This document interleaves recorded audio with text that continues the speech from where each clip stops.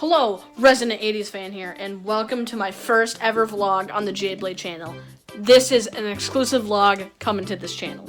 See, I've been looking for a game that just came out this year in 2021, and so I just arrived at this store. I think it looks pretty sick. It's a very nice store. Definitely not someone's room. Should I just have to have an old-ass game?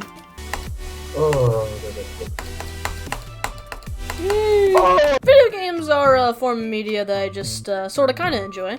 Across all forms of media, things are remade or re-released. This is because stuff ages over time. I mean, look at this CGI. I can't. So, of course, it makes sense to remake movies or re-release them to not only appeal to more people, but to make them as good as possible.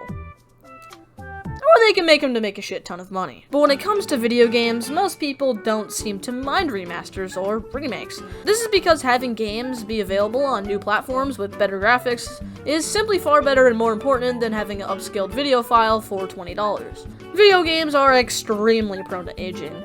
Look at a movie like Jurassic Park. Yeah, the dinosaur looks a bit fake, but overall it's still a great looking movie, and the effects have aged pretty well. And this is a video game released at the same time as that movie. Simply put, video game re-releases are very important. Now, charging them for $60 with little change is just a straight up fucking crime. But still, they're pretty important. Now today, I'll be looking at re-releases. No remakes or remasters.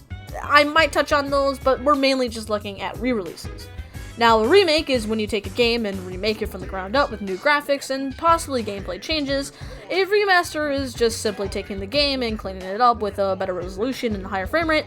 But a re-release is just taking the game and, well, dumping it on stores again. Now, re-releases are also very similar to ports, but in my opinion, a port is just porting a game to another platform, while re-releases are sort of a combination of both. So today, we're going to embark on a journey, looking at re-releases and ranking them.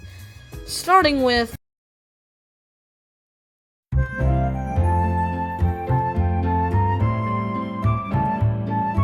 Pokemon! You know Pokemon, the game franchise with a shitty anime and a fan base who thinks the old games are hard. Now, Pokemon has a long history on re-releases, starting with the baby game, Pokemon Red and Pokemon Blue. Now, in Japan, the games were released in 1996 as Pokemon Red and Pokemon Green.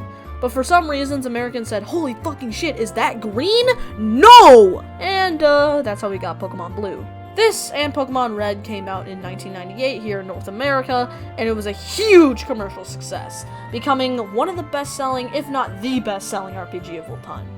So, what was their plan? Old shit.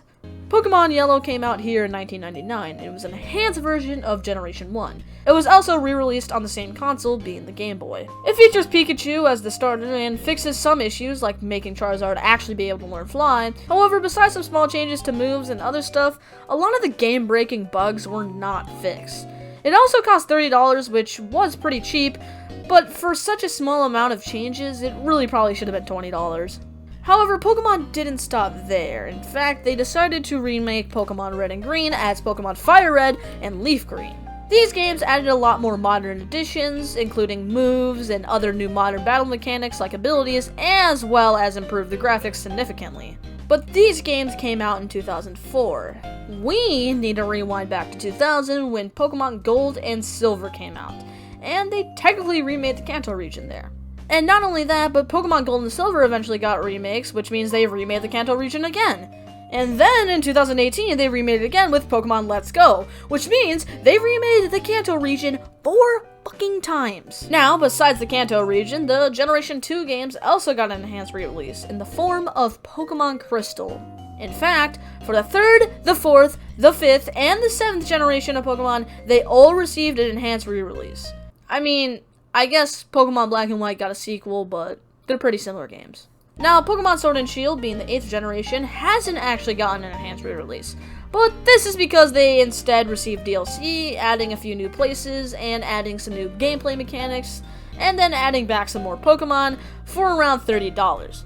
Now, shit on Pokemon Sword and Shield you want. They are definitely very easy games that are very unpolished, but I would much rather have this than this.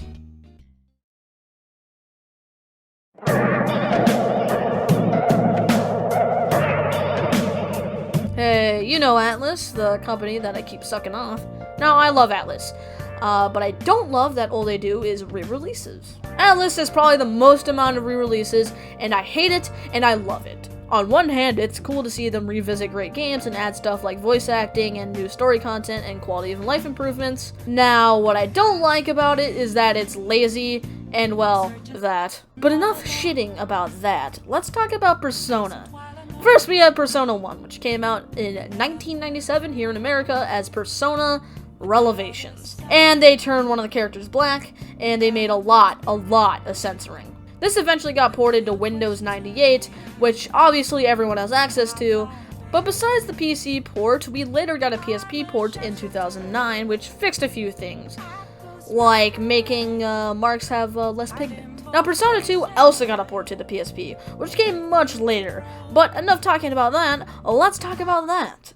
Persona 3, released for the PlayStation 2 in 2006, received positive reviews and lukewarm commercial success. But the game could have been something more, according to Katsura Hashino. So, in April of 2007, the game was re-released for PS2 at a discounted price, also with tons of new content called The Answer. Now, what does it answer?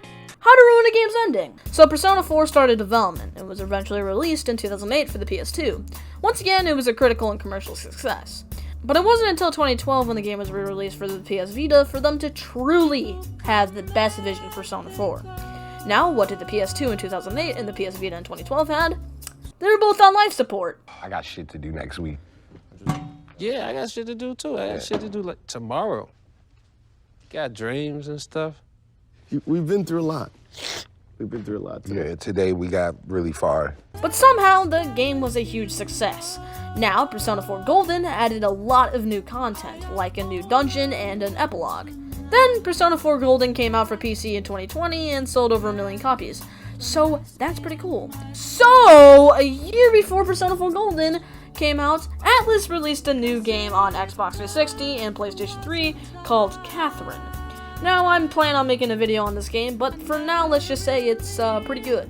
And so did a million other people, as the game was a huge commercial success for Atlas, and this led to a port onto the PC in 2019, right before an enhanced re-release was released.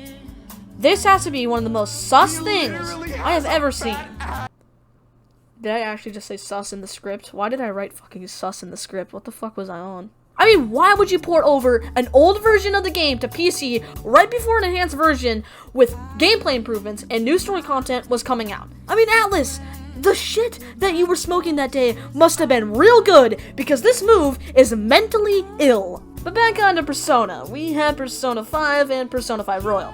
Persona 5 came out in 2016 in Japan and in 2017 here in the West, to an insane commercial success. So of course they re-released the game with some tweaks and new content for $60 on a platform that you could already buy it. Okay, so that was Atlas. So I could talk about their SMT re-releases, but I could save that for another video so that you would subscribe and watch more. Plus, we have to move on to Resident Evil, a franchise that went from scary and fun, to not scary and fun, to not fun and not scary. But we have to talk about Resident Evil 1 on the PlayStation 1.